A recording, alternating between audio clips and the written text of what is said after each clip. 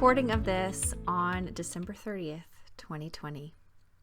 We are coming up on the end of a really epic year. And so this podcast, I want to try something new and something that I've had in mind for a while, which is about once a month, I want to do a podcast where I just kind of talk with you guys.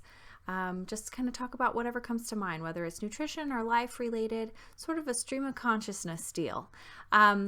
Kind of more about life lessons and things like that I have been incorporating into my life, because I always feel like I learn and grow from other people and their life experiences. And that's something that I really want to share with you guys. So I'll also take this fourth podcast of the month to answer questions, nutrition questions that you all have. Thank you for submitting those to me. If you would like to ask me a question, any nutrition related question, you can do that either through Instagram DMs or you can email me at anamberadaypodcast@gmail.com. This is episode 31 that I'm recording right now, which is a huge accomplishment for me. And I'm going to definitely pat myself on the back for making it to 31 episodes. It is tough to stick with a podcast long enough to get a decent amount of episodes under your belt. And there were definitely times when I decided to stop making podcasts. This is about 2 times now that I've been like, why am I doing this? Do I even like doing this? But I always find my way back to it, because one of my favorite ways to reach you guys is through voice and through talking. I find that I'm the type of person that thinks out loud.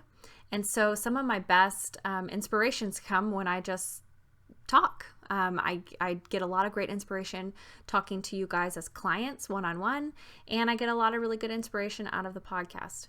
And I also really, really love interviewing interesting people on here and just learning about them and their businesses. And so if you've ever been interested in being a guest on here, please don't be afraid to reach out. I don't say yes to every single person who DMs me to be a guest on here, but if your vision kind of aligns with my vision, I would be happy, more than happy to have you on here, whether it's to talk about nutrition or to talk about something else. Podcasts that we've done in the past have been on, MLMs, mindset, motivation, productivity. So there's all kinds of things that I'm interested in talking about. And particularly if you are a female entrepreneur, love talking to female entrepreneurs, because y'all are my people. Okay. So with that said, today's topic, I just kind of wanted to talk 2020 with you guys. Do you guys want to talk 2020? So I feel like we are coming to the end, to the close, calendar close, let's say, of a really incredibly weird year. So I don't know about the rest of y'all, but I'm pretty sure that you had an equally weird year to me, because I have not talked to a person that did not have something crazy happen to them in 2020. And I know several women who are, in similar positions to me in life who also had a crazy 2019. So I feel like the energy of this year has been building for a while. And that makes me think that it'll also linger a little while. Like, I don't think New Year's Day 2021 is going to be like, oh, that's the end. I think these issues and things, like on a global level, talking about the virus and some of the deep anger and these other things going on in our world, those obviously aren't going to go away January 1, right? But I do feel like we're on maybe the tail swing or the downhill of a lot of these things. And I'm just hoping, I'm praying that 2021 is a gentler year. Or, what I hear from those in the know is that 2021 is still going to be kind of a crazy year. Like, a lot of new kind of outrageous, unexpected things are going to happen, but that the flavor of them won't be quite as dark and sad and hard as 2020 was. And I think that's really, for me, what made 2020 so hard was just this cloud that felt like it was hanging over everything. I don't know if you guys experienced that too. Even though so many good things happened in 2020, I still feel like I look back on it with just a twinge of sadness because of everything that was going on, everything that I went through, and a lot of that stuff for me happened internally. So, I'm just going to recap. Just to recap for those of you who don't know that much about me or who don't remember my story. My 2020, if I count it the way I want to, really begins at the beginning of 2019, summer 2019. So I would say June 2019. So I'm pregnant, and I have had, by this point, a couple of pretty awful scares with the pregnancy. So it was difficult to get pregnant in the first place. Y'all know that I went through IVF and I've had endometrial cancer in the past. So difficult to get pregnant in the first place. Our pregnancy resulted from our very last embryo. So that was scary. And then, there's this added element of fear because that was our last embryo. And so if the pregnancy didn't work out, we'd have to go through IVF again, and who knew if we could or if it would work and all this stuff. So, of course, we're very attached to the pregnancy, not just because it was an IVF pregnancy and we'd waited a long time for it, but also with that added, this is our last embryo situation. So by that point, by June, I had already had a couple of bad scares with the pregnancy. I had something called a subchorionic hemorrhage. And, if you're easily squeamish, you may want to skip forward.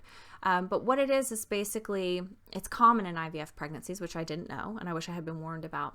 But it's basically when the embryo implants, there's a bruise that kind of develops. And that bruise is like a blood vessel that breaks. So it can either be actively bleeding, or it can be in the stages of healing. And that's when it's called a subchorionic hematoma. So I had this subchorionic hemorrhage that kept turning into a hematoma. So it was it would break open, I would bleed, and I'd have these crazy gushing bleeds that were nothing I've ever experienced before. They would last 6 hours or 12 hours, and then it would stop.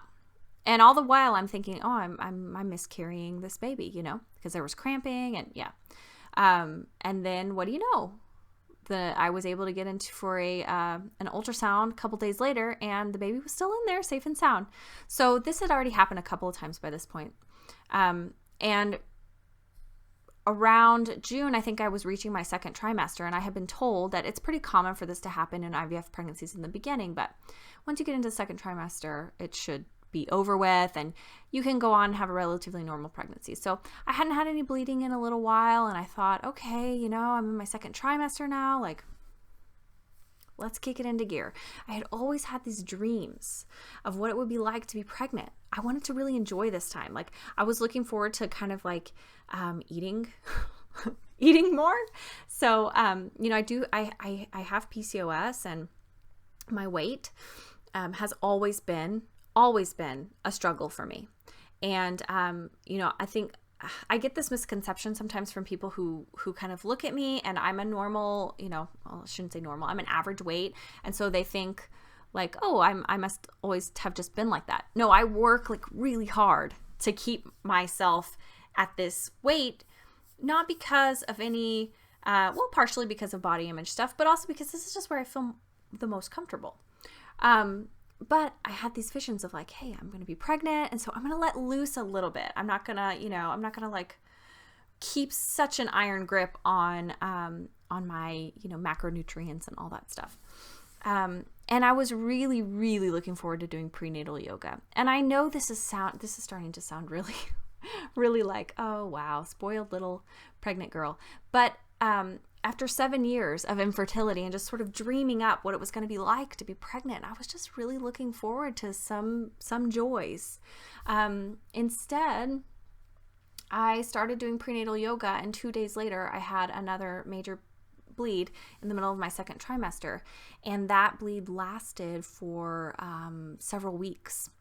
So I was put on, I had just been cleared from some bed rest, and I was put back on bed rest. So I spent the vast majority of my pregnancy all of 2019, on either partial or complete bed rest, trying to just prevent this thing from tearing open and ending this very precious pregnancy. So that was hard. And at the time I thought, okay, this is the hard thing. Like, I'm going to get through this and it's going to be smooth sailing, right? Wrong.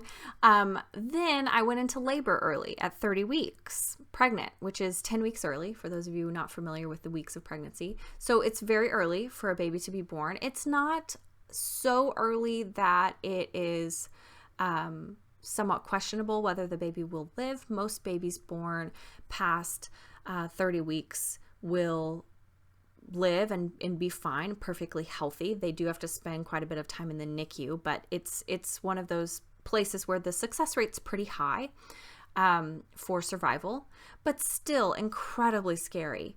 And that's not to diminish the absolute fear that a preemie mom of a younger preemie would go through.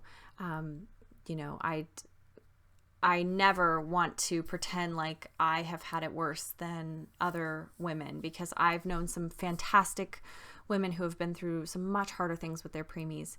Unfortunately for me, my son did super well. He was really, really advanced, I guess, for his gestation. Like, he came out breathing on his own, and it got timed just right with the steroid shots and all that. So he did awesome. But that's all on him. That's his credit. Like, he did all that. I didn't do anything for that. I always felt like my part, I sort of failed, because here he was, born at 30 weeks. Again, my body sort of causing issues. And then as his mom, of course, I still had to go through the heart-wrenching process of like being separated from him. Just after he was born, I didn't get to hold him for 3 days. And I had to, go visit him in an incubator every day. And I had some really miserable times there at the NICU. I had some great times too. And it was probably one of the most foundational experiences of my life. The NICU nurses are just absolute angels, and I loved almost every one of them. But, then it was like this awful thing of having to ask permission to touch your child, hold your child, feed your child. So it was pretty hard. And we were there for 37 days. And I'll always remember 37 days. Came home the day before Thanksgiving. So, okay, we got through that. And then I thought, okay, surely that's it. And if you're kind of paying attention to the timeline here, we're into late 2019 now. So December, January pass without much interesting going on. I was in quarantine back then because since my son was a preemie, it was flu season, and I didn't want him to potentially get the flu, which can be deadly for premature infants because of their lungs. And so we were very, very careful. It was nerve-wracking. There were I missed a wedding that was important. I missed a lot of important events because, we were living in fear. We made people wash their hands and sanitize and everything, just like the COVID thing, but before COVID. Meanwhile, I'm like listening to the news. I have kind of a fascination with plagues and viruses and things like that. And so I always pay attention, and my phone always tells me when there's like, oh, this new virus or whatever. And so I heard about this virus from Wuhan, and I'm thinking, oh no, is that going to make it over here? But I'm obviously a new mom trying to figure things out. And we're in quarantine. The early part of 2020, I dealt with a lot of self-confidence and self-esteem issues, which I think new moms deal with to begin with. And it can sound very, from the outside, that sounds like, oh, well, that, that's not much. That's not like your livelihood or your, that's not life and death. But for me, I've just felt so uncomfortable in my own skin. Like, it got to be Mother's Day, and I hadn't lost hardly any of the weight that I had gained during my pregnancy, and I gained about 40 pounds. So the baby was born, I lost 10 pounds, just as you do when you give birth.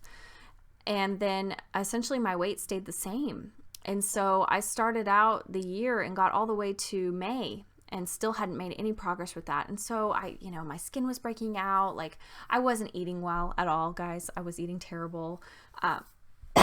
Excuse me, lots of fast food and just kind of comfort eating, and feeling like there was this mountain ahead of me that I didn't know if I could make. I didn't know if I could climb it. Even though I knew, like, here I am, a professional functional nutritionist. I know every single thing I need to do. It still was like absolutely terrifying, because I genuinely thought that I would never be able to get back to where I was before. And what that brought up for me was a lot of fear over whether people were going to accept me as a nutrition professional. Because I have always had this fear that if I don't look a certain way, then it won't look like I practice what I preach, and then people will not, listen to me, and I will be a failure at nutrition. That's one of my deepest fears. And so having this extra weight on me, that not only made me feel icky, I just didn't feel good. I was heavy and tired, and my skin was breaking out, and all these things. So not only did I have that, but I also had all these psychological issues that in many ways were worse. I wasn't successful at breastfeeding, which is really, really hard on any new mom. That's important to a lot of women, to try to breastfeed your child. I never made enough breast milk, and so I was exclusively pumping, even past the time that we brought the baby home, trying to make milk, which it just wasn't working. I was making maybe a bottle a day. And he was drinking like 8 bottles a day. So I was making hardly anything. And I was exhausting myself pumping 12 times a day, just to try to get enough milk that potentially I could, maybe make enough to feed him. And so that really affected my self-confidence. And part of the reason why I didn't lose any baby weight was because I was eating so much, partially trying to produce more milk. And so I was kind of in this vicious cycle, where I felt selfish for wanting to diet and wanting to drop weight because I thought that it was going to affect my milk production. And on top of that, all of those self-esteem issues and the pain and the heartache that I was going through internally in the early part of the year compounded into a weird problem where I did not want to take my medication. So previously I've had endometrial cancer, and one of the ways that I staved off having endometrial cancer again was to be on a cyclical progesterone routine. So I was supposed to take progesterone every 15 days. And what during pregnancy, I didn't take it, obviously, because you make a ton of progesterone while you're pregnant. But once the baby was born, I didn't start taking it again because I had read on a forum somewhere. So just to show you that professional nutritionists don't always listen to the research either. I had read that it might affect milk production. And I was so hell-bent on trying to make it work with the breast milk stuff that I didn't take my medication until probably my son was about 6 months old. So I finally gave up on pumping, finally went out for the first time with Calvin. I met up with another NICU mama that I know, and we went to the mall. We had a great time. It was fun. It was in March, and we were finally like, yay, we're going to break quarantine with these babies. We were so excited about it because both of us had been in quarantine for months at that point. And the very next week was when the first cases of coronavirus got to the United States. So back to quarantine we went. And it was around this time that my husband lost his job. First he was furloughed, And then he, in June, got the call that he was officially terminated from his job. So obviously, when I look back on that time, it's kind of cloudy. I don't remember a lot.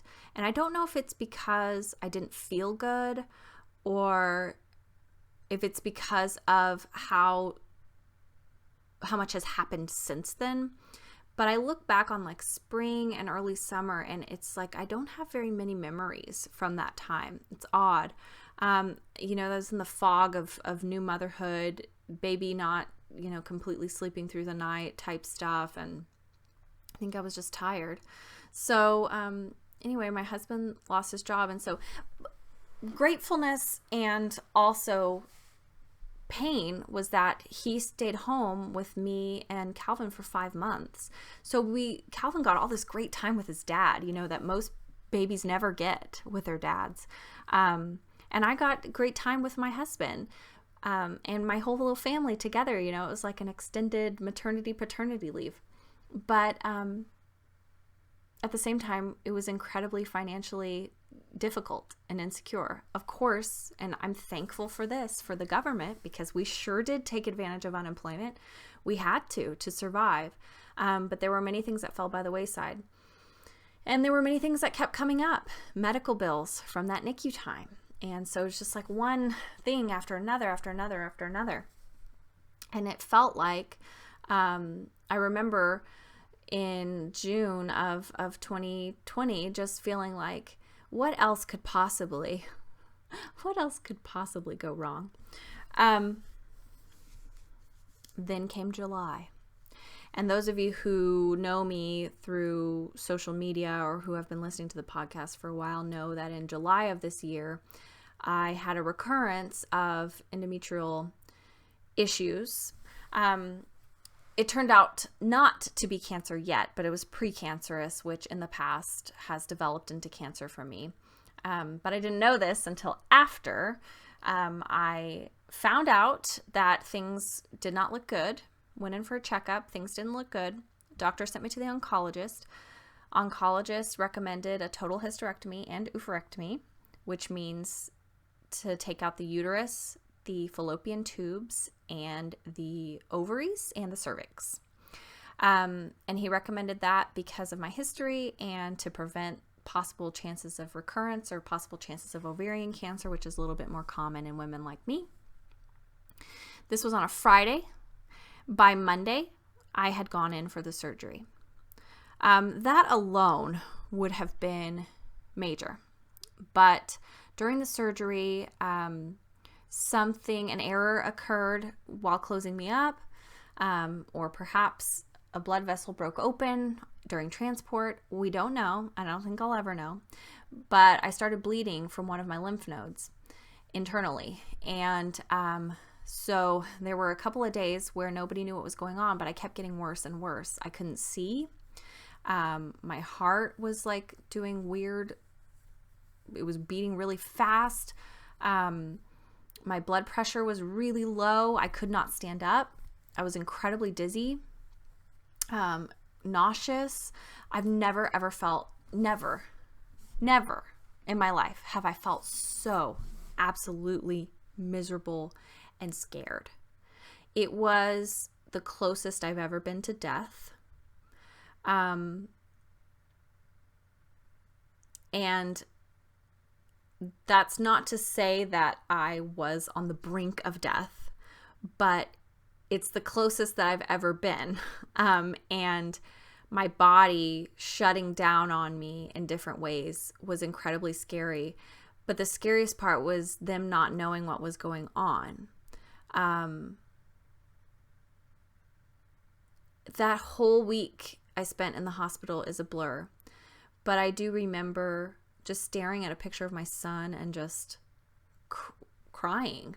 I couldn't see the TV or my phone because everything was so blurry, but I could see this picture of my son and I just kind of focused on it and couldn't understand why this was happening to me. I had this beautiful little boy that I needed to take care of, and I wasn't ready to die. And So anyway, the problem was discovered, and I was taken in for another surgery to fix it up. And everything was fine. Once that surgery was done, it took a couple of days, but I was back, feeling much better again. I started being able to walk around and everything. But it was an incredibly scary experience. Hard to put into words how scary it was. And all this was happening in the midst of the COVID, the big surge that we had over the summer. So I'm, in a hospital bed having to wear a mask and nervous about every nurse and doctor coming in. And I still, to this day, have bruises on my abdomen from that experience, and scars, and hopefully they will go away. But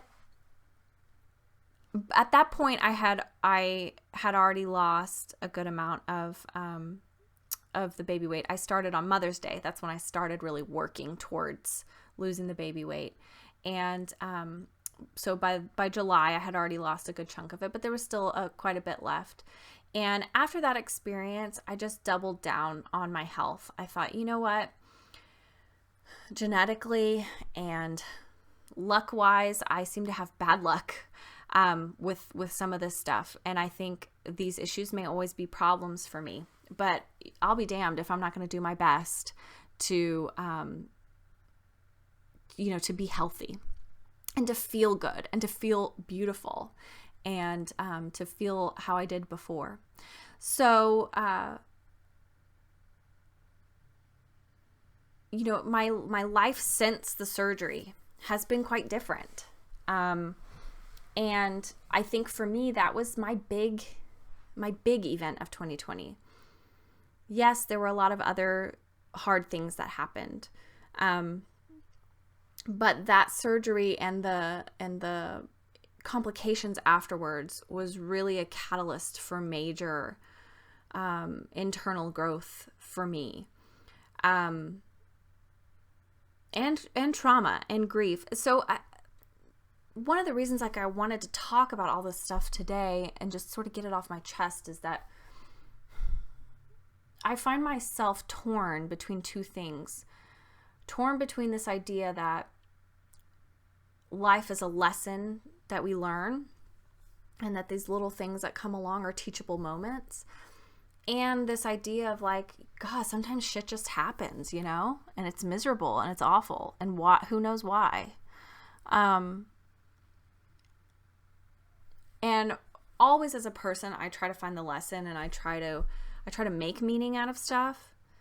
Whether there actually is meaning to it or not, that's not for me to decide, but it helps me as a person to cope when I feel like there's meaning in stuff, if that makes sense. And so 2020 is I have to make meaning out of it, and I have to I'm always trying to find this comeback kid story, where I overcome and I transform and I'm stronger for it and I'm better for it. But, as I get to the end of this year, I also want to hold space for some of you who are listening who don't feel like that. You don't feel like you've overcome. You don't feel like you've gotten to the other side. There are ways that I'm broken now that I wasn't broken before. And I don't know how long it'll take to heal. I'm talking emotionally, internally. There are traumas that I experienced this year that I have not transformed into something beautiful yet. I have not made meaning out of yet. Never say never, right? But this year was hard. And so I know I see everybody's at the end of the year, we always try to come to terms with a year, right? And this is a year that's particularly hard to come to terms with. And I see everybody kind of trying to wrap it up in a package and make it nice and be yeah, 2020, it taught me stuff and it was good. It was for my benefit. It was a blessing. Hard years are a blessing. And I do agree with that in a lot of ways, one thing I think I wrote recently was that pain or hard things are the alchemical fire where magic grows. And I really believe that. Like, I fully believe that the most interesting growth in my life has always happened as a result of something awful. On the same token, it was still something awful. And I don't begrudge anybody who isn't able or doesn't want to kind of put a positive spin or find a silver lining or whatever you want to call it on a crappy year. For me, I can't cope unless I do it. I just can't. Like, I've been through so much in my life. That's what's happened to me over the last year and a half is just the half of it. There are things that I've been through that nobody knows about, that I keep to myself. There are things that I've been through that just my family knows about. There are things that everybody knows about. We all are like that. We all have our secrets. We all have the places where we hide. We all have the stuff that goes on in our head that nobody else gets to know. It's up to each of us to make meaning from it. But 2020 ending is really putting on me this pressure to find the lesson. And I think it may be a type of thing like not seeing the forest for the trees because we're still really in it. But I feel like I'm sort of coming out a little bit, and I can see the ways that 2020 has also been hugely beneficial for me. My business grew like crazy in 2020. Which I know not everybody can say, like I had a great year business-wise for the most part. My husband, on the other hand, he has gone through job losses and changing careers and not knowing where he fits in and not knowing what he's supposed to do. And it's been miserable for him with job. And I know a lot of other people are going through that too. People in the service industry are having an awful time. I had a great year business-wise. So I definitely am thankful for that. If I'd had an awful business year along with everything else, I don't know. I don't know what I would have done. So of course I'm thankful. And I'm thankful for the hard things too, because I know that they're going to take me somewhere. And somewhere is an interesting place to be. It's better than being stuck. Right? I'm always about moving forward, moving through, moving with. I think if we stand still, then that's where a lot of the issues happen. So I'm grateful that I had a good year in that sense. But it was also really, really hard.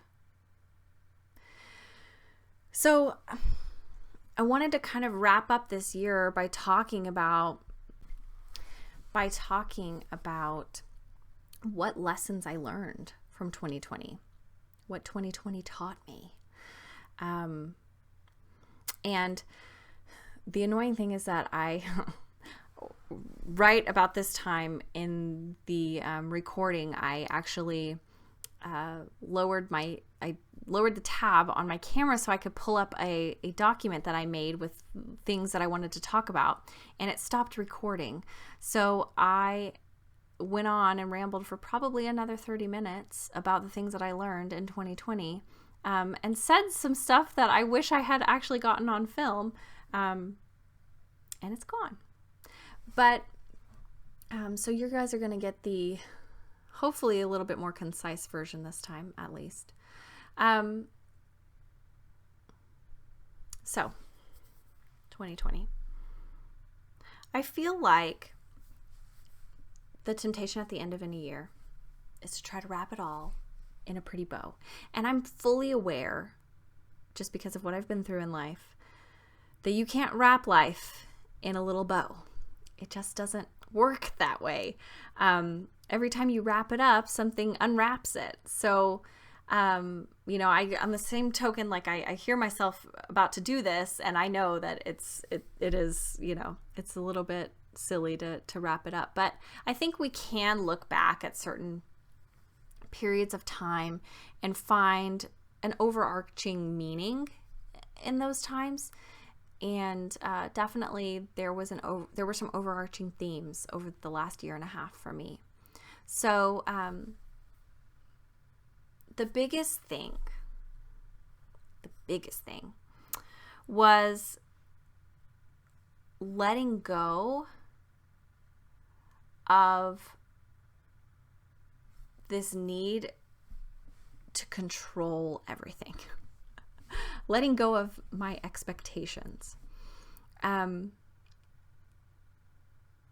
a perfectionist at heart. Just be honest about it. I'm a perfectionist at heart. And so I have always had this tendency to want to control the events of my life, for sure, to want to control the timeline of my life, and also to want to control the people in my life. I want people to play certain roles for me, and I want them to live according to that role. So if I have you as this person, like, you need to say these things, and it needs to be done on this, at these times. And if you don't follow the role that I have for you, it really upsets me. And that anger is really just fear. It's fear of abandonment. It's fear of loss of control. But the funny thing about controlling things in life is that you try too hard to control stuff and you're actually successful, which I have been in certain situations in my life. Then paradoxically, it becomes boring because you know exactly what to expect. So, the beauty of life, I was describing it in something I wrote. It's like fireflies, right? Have you ever been outside on like a warm summer night and it's twilight and all of a sudden these beautiful fireflies just start popping up all in the distance, right? And it's so pretty. And you're a kid and you want to just go grab a jar and catch them because you want to capture the beauty. And I've done that before. But guess what happens? You take them inside and the magic wears off. Suddenly they're not lighting up anymore, or they just cling to the side of the jar. They're scared, or they die. It takes all the beauty out of it to capture them. The beauty of fireflies, the beauty of anything in life, the beauty of people in life is that they come and go as they please. They're free. They're free. And so I have had to learn a certain sense of detachment from life this year, even more so than I had in the past, because the tendency to always want to try to hold on and grab tightly has really led to more pain and more heartache for me than anything else. I find that when I let go and I just let people be who they are and come to me when they come to me and leave when they leave, when I just let events in life wash over me and happen to me, I can find meaning in them. I can find beauty in them. I can be surprised. And there's such beauty in being surprised as a perfectionist. Freedom. We all deserve freedom. And to break free of the need to control is a certain type of freedom too. To let people just be people is a certain type of freedom. Too many things have happened to me over the last year and a half for me to believe that my life is going to follow any sort of timeline or path that I previously thought. I know that life's just going to happen. It's going to happen, and it'll save me a lot of pain to just let go and let it be. So that's the biggest lesson. And that's not to say that I have completed that lesson at all, but I know that that's a lesson that I'm learning, that life is teaching me. I can see that now, So there's that. Second thing, loving really hard and really fiercely because there is no promise of tomorrow. That this is something that I've started learning since I was diagnosed with cancer the first time and sort of had to start confronting my own mortality. Death can come for you at any time, right? Doesn't matter if you're young and healthy and vibrant and beautiful. Anything can happen to any of us. We are not all guaranteed to live to be 100 years old. And especially this year with the recurrence and what happened in the hospital and all those things, I have really been thinking a lot and wondering, how long really am I going to live? Am I going to make it to be an old lady? Am I going to get to midlife? I hope so. But I don't know for sure. And I don't think any of us really knows. We like to convince ourselves that we know. Nobody wants to sit around thinking about the potential time of their death. Again, that's another thing that we can't control, right? And so there's no sense in trying to figure it out. But the reality is that mortality is always hanging over us. Death is around the corner somewhere. We just don't know what corner. So what that has done is helped me to really try to find the lessons and the gratefulness in each moment. There are days that I just sit on the couch and watch Netflix too. I'm not sitting here like making bucket lists and, living life to the full every second. But I am trying consciously to always be grateful for what I have, for the people that I have, more than anything, the people that I have. And for the beautiful, beautiful life that I've made for myself, for the beautiful life that I've been given, for the opportunity to be this person, to do this work. It's a true privilege, regardless of how difficult it sometimes can be.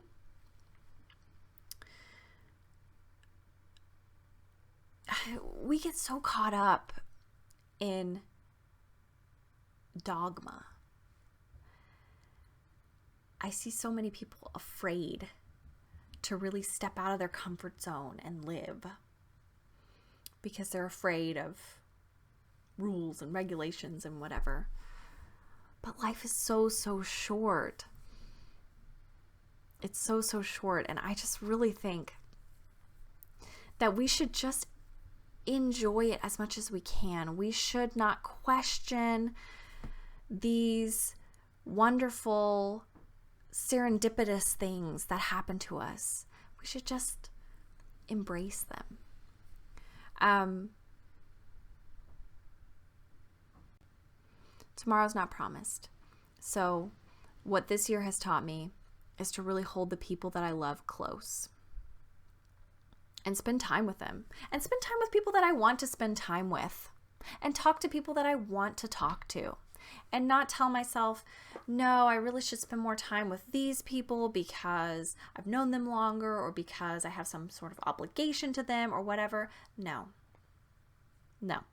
I'm done with that.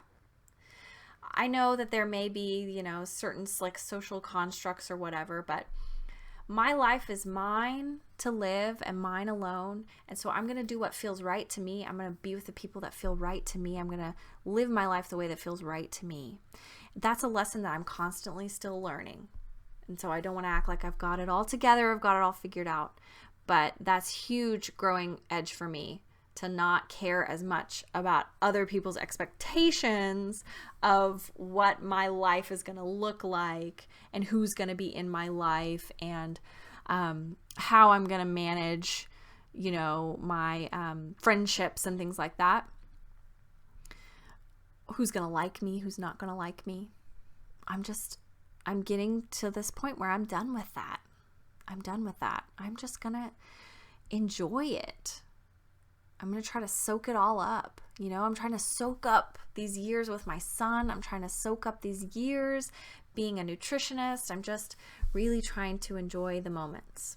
So, 2020 definitely helped cement that one for me. The third thing that this year really taught me is that I need to work on that I need to wait for the invitations of life more. And I think this probably goes along with not letting myself be too obsessed with control. But in business especially, I've always wanted to kind of like reach out and reach forward. When I first got started in this, I used to like go and try to find new clients, try to bring in new clients, try to like put myself out there here and there and here and there to try to bring new people in. And what I realized over time is that if I just wait, the people that are meant to find me will come to me. They really will. And so I've followed that idea for a few years now, and it has worked out wonderfully for me. But this year in particular kind of tested me on it. It tested whether I really believe that or not. You know, when the pandemic got really bad and my husband lost his job and suddenly I was needing to make more money, and things were a little slow, I was really wondering like, hey, what do I need to do to get myself out there to find clients? And I wish, looking back, that I had just relaxed into it more. Wish I had just lived a little more and enjoyed the time, because we got this beautiful gift of time where he wasn't working and my son got to spend 5 months with his dad and mom home full time, which is so rare for a baby in the United States. So I just think that's awesome. But at the time, it was filled with all these fears about how we were going to pay the bills, and that's not to downplay anybody that went through, real scary times with finances, because I know that, we were very fortunate. But if I had just waited and just relaxed, by July, things were busier than they'd ever been, and so waiting for those invitations of life, I think for me has been really, really important to just be patient. Just be patient that when the timing is right, that things will come to you. It's kind of the same thing that I'm talking about with like the beauty of life is not when you can reach out and grab it and pull it to you, right? The beauty of life is when the hummingbird lands on your shoulder. That actually happened to me once. Little side note, there was so I went to summer camp in Colorado back in probably like 2005 or something. I was in high school, and I must have been like Snow White that week or something, because within the course of a week, I had an encounter with a bear. So I went out onto the swing set. I did a lot of like quiet meditative time during that camp. I just remember being by myself a lot. So I went down to the swing set was empty. It was just me over there. And I hear this noise of something rustling through some trees. And this is like, maybe, I don't even know how many feet. It's quite a bit away from me, but down from me on the swing set, down the side of this mountain, here comes this bear, black bear, and he stops right level with me, turns his head. I could tell he smells me, he looks at me, and then he kept running and kept going back down. There was like a river at the bottom of the mountain that he was trying to get to. But I didn't even feel any fear in that moment, which is funny, because looking back, like as soon as he was gone, suddenly I was like, oh my gosh, this is extremely scary. And I like ran back to camp, But in the moment, I was just like, wow, how cool. A bear. But the hummingbird, excuse me, the hummingbird is what was really cool. I was in this gazebo meditating again, and here comes this beautiful hummingbird, flew right up in my face and just like eye to eye with me for at least 30 seconds. And I could see all his beautiful colors up close. He was gorgeous. That's not the only time I've seen a hummingbird. I rescued a hummingbird in college once too.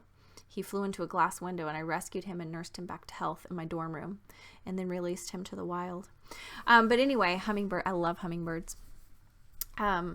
So I forget why I was saying that. Oh yeah. So the beauty of these things is when they come to you, when you don't force them, they come to you.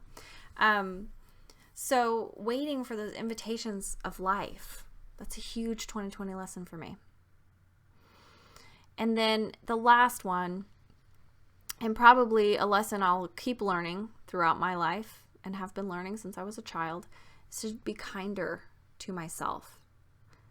As a perfectionist, as a woman, I'm incredibly critical of myself, and never was that more apparent than in the months between my son's birth and Mother's Day of the following year, which I think was about 5-6 months of time, where I just railed on myself for being overweight. I didn't feel good. I was tired. My skin was like in an awful place. Nothing fit. And I was just absolutely distraught and miserable with myself. And not only did being mean to myself not help, it actually triggered me to want to eat more, which made the problem worse. When I look back on that time, I was going through so much change. I wasn't sleeping enough. I had a new baby that I was taking care of full time by myself, because this was before my husband was off.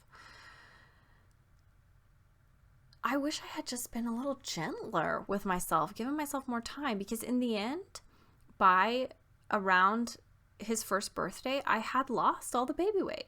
I did it, and that's within the reasonable average timeline. Average timeline, I think, is anywhere from 6 months to 2 years after your baby is born that most people will lose the baby weight if they don't have another child, which then compounds the issues, right? So why was I so mean to myself? Why was I so mean to myself?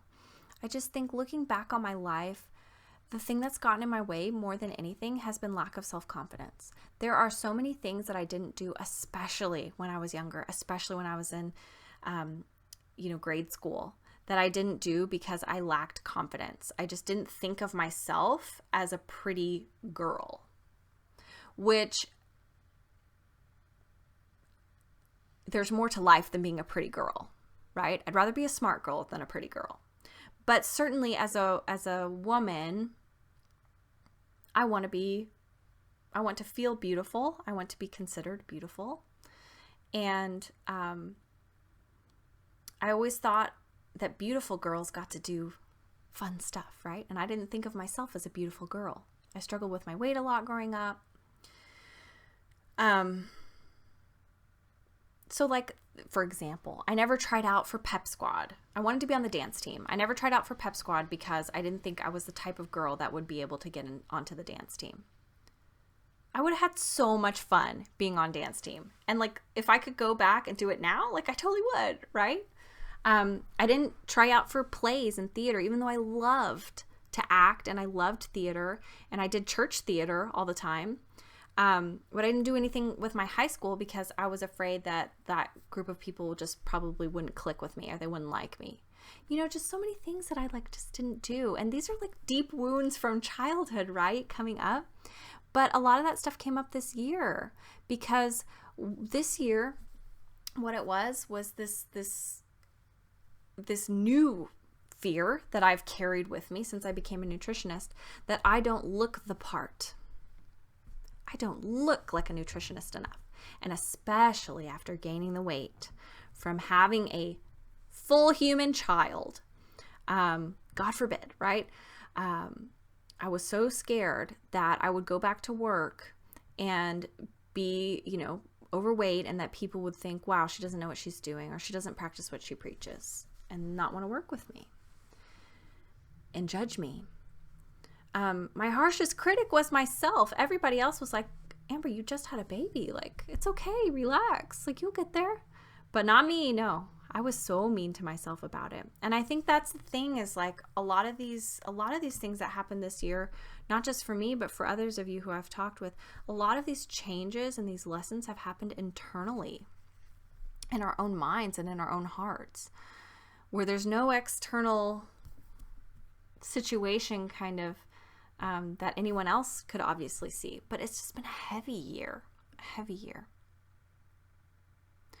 So now that I'm here and I am wearing my old clothes again and, all that stuff, and to be fair, like, ladies, I don't want you to feel badly if You're not back to where you were before or whatever. This is not a judgment on you at all. I totally understand how difficult it is. But now that I am back here, I just wish I'd been nicer to myself. I wish I'd cut myself a little bit of slack. Kindness sometimes comes off as criticism too, because I also wish that I had been kind enough to myself to treat my body with more respect, to not shove fast food and processed food into it just because, I wish that I had eaten better, because that would have been a kindness to my mind. If I had been eating better, I know I would have been in a better place mentally. So there's that too. But I just wish I had cut myself more slack about it, because when I look back, I'm like, wow, it really didn't take me that long, in the grand scheme of things. But it felt like a long time while I was living it. So we are coming up on 50 minutes or so of this podcast. So I'm going to go ahead and close things up. I'd love to know what you guys have learned from 2020.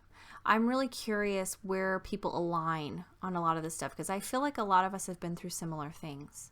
So if you have any insights or any things that you've learned that you would like to share, I'd be happy to maybe mention them on the next podcast or talk about them on Instagram. You give me some inspiration. So again, please, with any nutrition related questions or life related questions that you want to ask, please send me an email at anamberadaypodcast@gmail.com. Follow me on Instagram at Amber Fisher Nutritionist. That's where I'm most active.